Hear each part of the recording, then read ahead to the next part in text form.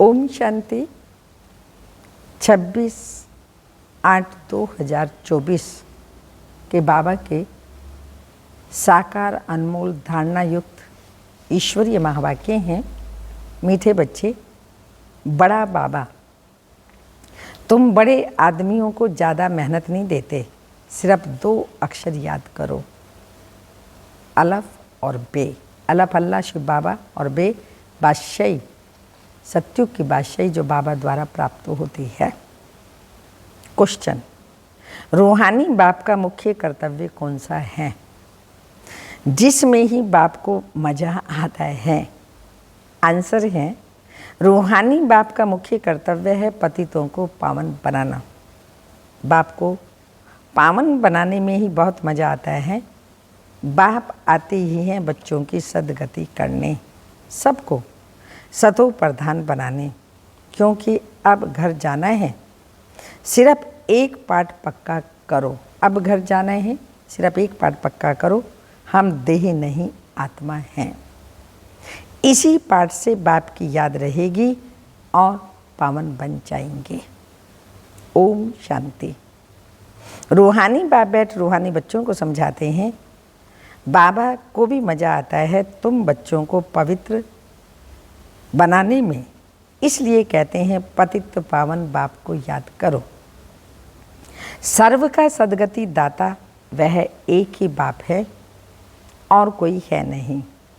यह भी तुम अभी समझते हो कि अब घर जाना है जरूर। पुरुषार्थ ज़्यादा करने के लिए बाप कहते हैं याद की यात्रा जरूरी है।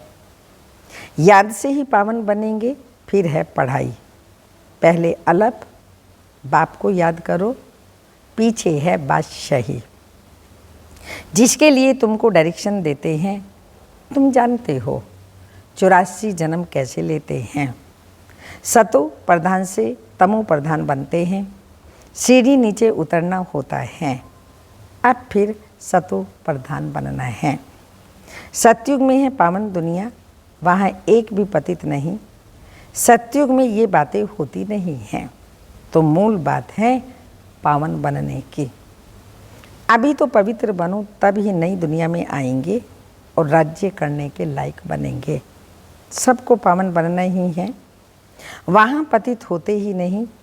जो अभी सतो प्रधान बनने का पुरुषार्थ करते हैं वही पावन दुनिया के मालिक बनेंगे।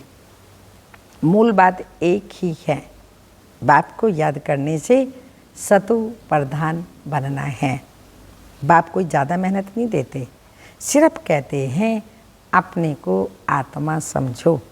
बार बार कहते हैं पहले यह पाठ पक्का करो कि हम देह नहीं, हम आत्मा हैं। बस बड़े आदमी जास्ती नहीं पढ़ते हैं, 2 अक्षर में ही सुना देते हैं। बड़े आदमी को तकलीफ नहीं दी जाती। तुम जानते हो सतो प्रधान से तमो प्रधान बनने में कितने जन्म लगे हैं। 63 जन्म नहीं कहेंगे, 84 जन्म लगे हैं। सत्युग से ही धीरे धीरे धीरे धीरे धीरे धीरे मालूम नहीं पड़ता, पर प्योरिटी की कला कम होनी शुरू हो जाती है। और बाबा कहते हैं त्रेता तक 2 कला कम हो जाती हैं, फिर धीरे धीरे और कलाएं कम होती जाती हैं। तो बाबा ने कहा 63 जन्म नहीं कहेंगे, 84 जन्म कहेंगे। यह तो निश्चय है ना कि हम सतो प्रधान थे तो स्वर्गवासी थे, सुखधाम के मालिक थे। सुखधाम था जिसको ही आदि सनातन देवी देवता धर्म कहा जाता है। थे वह भी मनुष्य, सिर्फ दैवी गुण वाले थे। इस समय है आसुरी गुण वाले मनुष्य। यह तो शास्त्रों में लिख दिया है कि असुरों और देवताओं की युद्ध लगी, तब देवताओं का राज्य स्थापन हुआ। यह तो बाप समझाते हैं तुम पहले असुर थे। बाप ने आकर ब्राह्मण बनाए, ब्राह्मण से देवता बनाने की युक्ति बताई है। बाकी असुरों और देवताओं की लड़ाई की तो बात ही नहीं। देवताओं के लिए कहा जाता है अहिंसा परमो धर्म। देवता कभी लड़ाई थोड़ी करते हैं, हिंसा की बात हो न सके।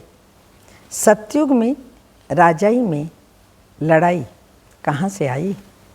सत्युग के देवता यहाँ आकर असुरों से लड़ेंगे क्या, या असुर वहाँ देवताओं के पास जाकर लड़ेंगे? हो ही नहीं सकता। यह है पुरानी दुनिया और वह है नई दुनिया। फिर लड़ाई कैसे हो सकती है? भक्ति मार्ग में तो मनुष्य जो सुनते हैं वह सत्य सत्य करते रहते हैं।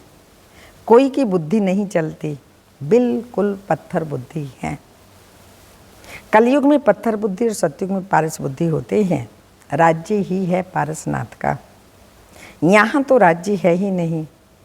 द्वापर के राजा भी अपवित्र हैं।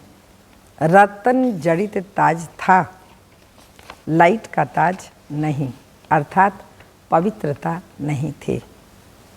वहाँ सब पवित्र थे, सतयुग में सब पवित्र थे। इसका मतलब यह नहीं है कि लाइट कोई ऐसे ऊपर खड़ी रहती है, नहीं। चित्र में पवित्रता की निशानी लाइट दिखाई है। इस समय तुम भी पवित्र बनते हो। तुम्हारी लाइट कहाँ है यह तुम जानते हो। बाप से योग रख पवित्र बनते हैं, वहाँ विकार का नाम नहीं। विकारी रावण राज्य ही खत्म हो जाता है। यहाँ रावण दिखाते हैं वह सिद्धि करने के लिए। अभी रावण राज्य है। रावण को हर वर्ष जलाते हैं परंतु जलता नहीं।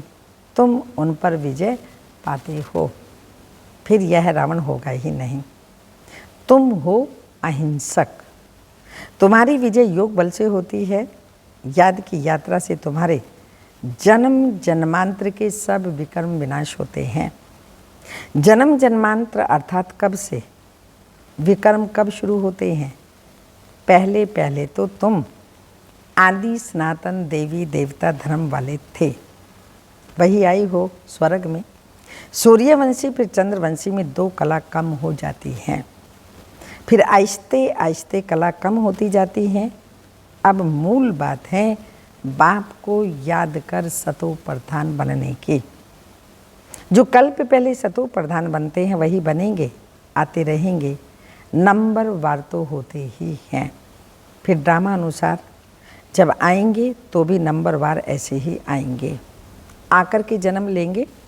ड्रामा कितना विचित्र बना हुआ है, इसको जानने के लिए भी समझ चाहिए। जैसे तुम नीचे उतरे हो अब फिर चढ़ना है।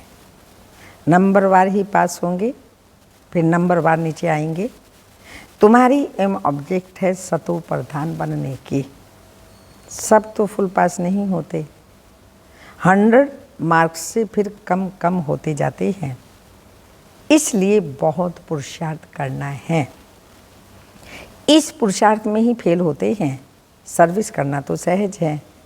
म्यूजियम में तुम किस रीति समझाते हो, उससे हर एक की पढ़ाई का मालूम पड़ जाता है। हेड टीचर देखेगा कि ये ठीक नहीं समझाते तो खुद जाकर के समझाएंगे, आकर के मदद करेंगे। 1-2 गार्ड रख जाते हैं जो देखते हैं ये ठीक समझाते हैं। कोई पूछता है तो मूंझ तो नहीं जाते। वह भी समझते हैं सेंटर की सर्विस, प्रदर्शनी की सर्विस अच्छी होती है।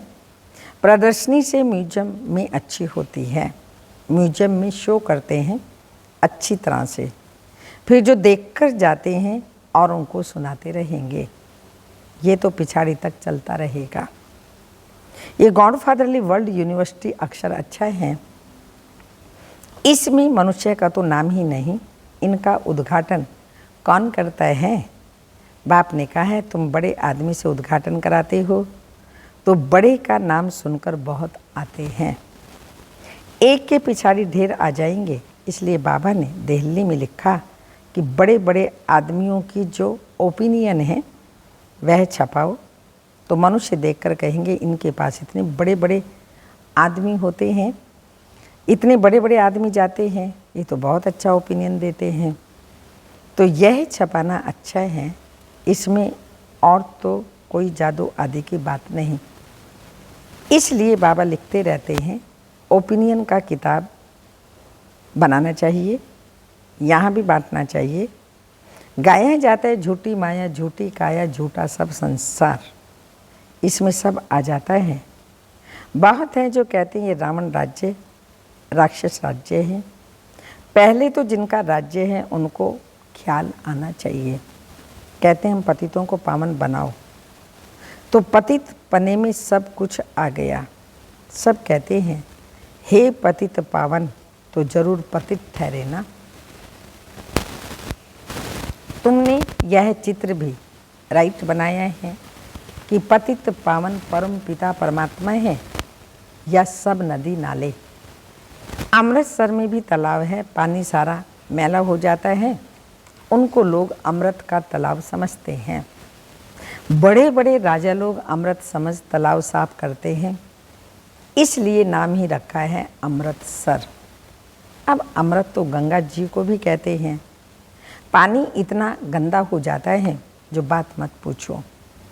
बाबा का इन नदियों आदि में स्नान किया हुआ है, बहुत गंदा पानी होता है, फिर मिट्टी उठाकर लगाते हैं। बाबा अनुभवी है ना, शरीर भी पुराना अनुभवी लिया है। इन जैसा अनुभवी कोई होगा नहीं। बड़े बड़े वाइसराय किंग्स आदि से भी मुलाकात करने का अनुभव था। ब्रह्मा बाबा को जवार बाजरी भी बेचते थे, बस 4-6 अलग कमाया तो खुश हो जाते थे। खुश हो जाते थे बचपन में। अब तो देखो कहाँ चले गए। गामड़े का छोरा फिर क्या बनते हैं। बाप भी कहते हैं मैं साधारण तन में आता हूँ, ये अपने जन्मों को नहीं जानते हैं। कैसे 84 जन्म ले पिछाड़ी में छोरा बना, तो यह बाप बैठ समझाते हैं। चरित्र न श्री कृष्ण के हैं न कंस के हैं। मटकी फोड़ना आदि ये सब तो कृष्ण के चरित्र हो नहीं सकते। तो बाप देखो कितना सिंपल बताते हैं। मीठे मीठे बच्चों, उठते बैठते तुम सिर्फ मामे कम याद करो। मैं ऊंचते ऊंच सभी आत्माओं का बाप हूँ। तुम जानते हो हम सब ब्रदर्स हैं। वह बाप है, हम सभी ब्रदर्स एक बाप को याद करते हैं। वह तो हे भगवान हे ईश्वर कहते हैं, परंतु जानते कुछ भी नहीं। बाप ने अभी परिचय दिया है। ड्रामा के प्लान अनुसार इसको गीता का युग कहा जाता है, क्योंकि बाप आकर ज्ञान सुनाते हैं जिससे तुम ऊंच बनते हो। आत्मा भी शरीर धारण कर फिर बातचीत करती है। बाप को भी दिव्य अलौकिक कर्तव्य करना है, तो शरीर का आधार लेते हैं। आधा कल्प मनुष्य दुखी होते हैं तो फिर बुलाते हैं, कल्प में एक ही बार आते हैं। तुम तो बार बार पाठ बजाते हो। तो बाप भी कहते हैं हमको, तुमको यह लक्ष्मी नारायण बनना है। एम ऑब्जेक्ट तो सामने खड़ा है। यह है आदि सनातन देवी देवता धर्म। बाकी हिंदू धर्म तो कोई धर्म है ही नहीं। हिंदू तो हिंदुस्तान का नाम है। जैसे सन्यासी ब्रह्म अर्थात रहने के स्थान को भगवान कह देते हैं, वैसे यह भी रहने के स्थान को अपना धर्म कह देते हैं। आदि सनातन कोई हिंदू धर्म थोड़ी था। हिंदू तो देवताओं के आगे जाकर उनको नमन करते हैं, महिमा गाते हैं। देवताएं जो थे वही हिंदू बन गए। धर्म भ्रष्ट कर्म भ्रष्ट हो गए हैं और सभी धर्म कायम हैं। ये देवता धर्म ही प्राय लोप है। आप ही पूज्य थे, फिर पुजारी बन देवताओं की पूजा करते हैं। कितना समझाना पड़ता है। श्री कृष्ण के लिए भी कितना समझाते हैं। वह स्वर्ग का पहला प्रिंस है, तो 84 जन्म भी उनसे ही शुरू होंगे। बाप कहते हैं बहुत जन्मों के अंत के भी अंत में मैं प्रवेश करता हूँ, तो उसका ज़रूर हिसाब तो बताएंगे ना। ये लक्ष्मी नारायण ही नंबर 1 में आए थे, तो जो पहले हैं वही फिर लास्ट में जाएंगे।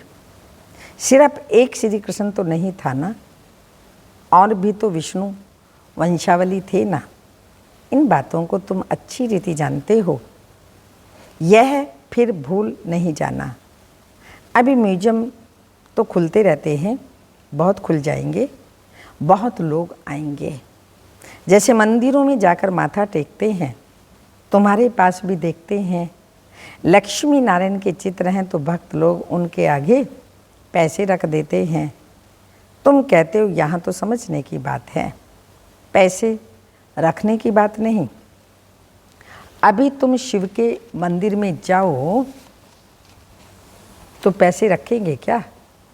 तुम जाएंगे समझाने की एम से, क्योंकि तुम इन सब की बायोग्राफी को जानते हो। मंदिर तो बहुत हैं, मुख्य है शिव का मंदिर। वहाँ औरों की मूर्तियाँ क्यों रखते हैं?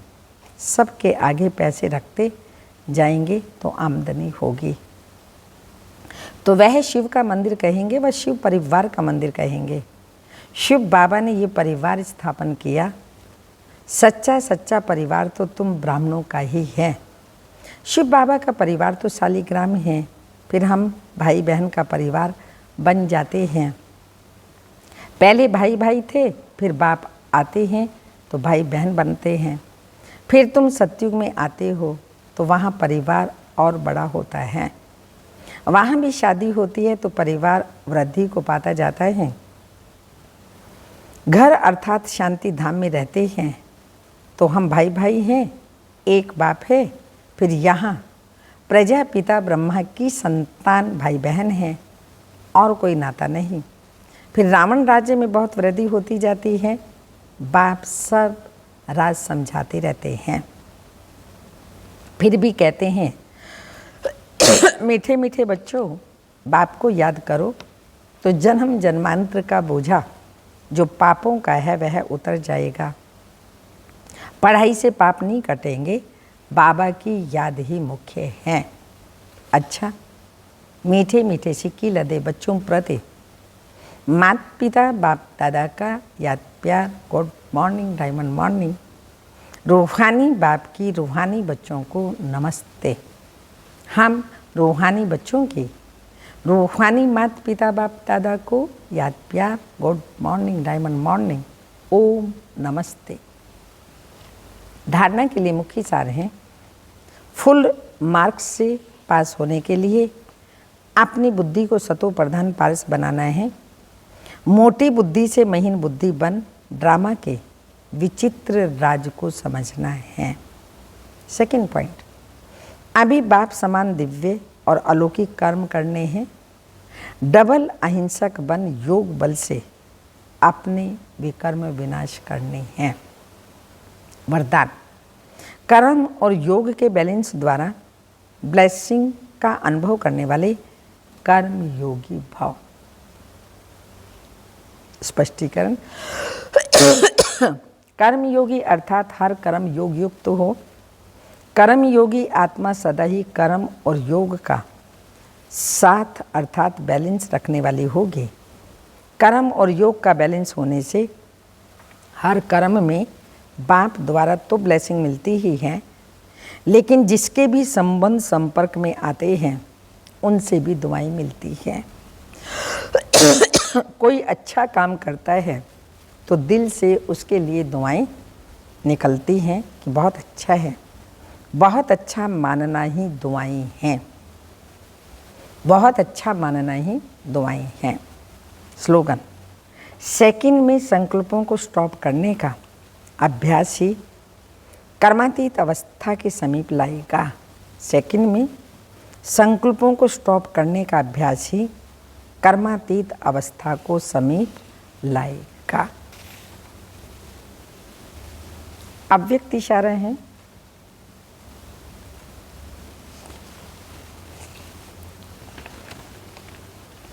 संगम युग खुशियों का युग है। इस समय सर्व विघ्नों को आधा कल्प के लिए विदाई मिल जाती है। इसलिए सदा याद रखो कि हम कल्प कल्प के विजयी रतन हैं। दिल में विजय का नगाड़ा बजता रहे, जैसे विजय की शहनाइयाँ बजती हैं। ऐसे याद द्वारा बाप से कनेक्शन जोड़ा और सदा यह शहनाइयाँ बजती रहें। अंदर में खुशी की डांस चलती रहे। ओम शांति।